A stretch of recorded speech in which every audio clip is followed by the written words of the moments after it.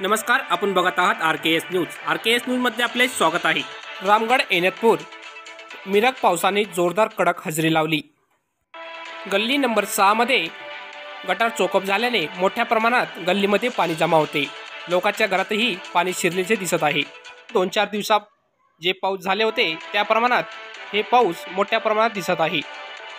आत्ताच गल्लीमध्ये एवढे पाणी तुंबले आहे, अजून तर 4 महिने जायचे आहे अशी चर्चा गावातील आणि गल्लीतील लोकांची चालू आहे। ज्याचे घर पक्के आहे त्याला तर काळजी नाही, परंतु ज्याच्या घर साधे आहे त्याची पुढील 4 महिने कसे निघणार अशी काळजी लोकांना पडली आहे। RKS न्यूजसाठी शफीक शेख, रामगड।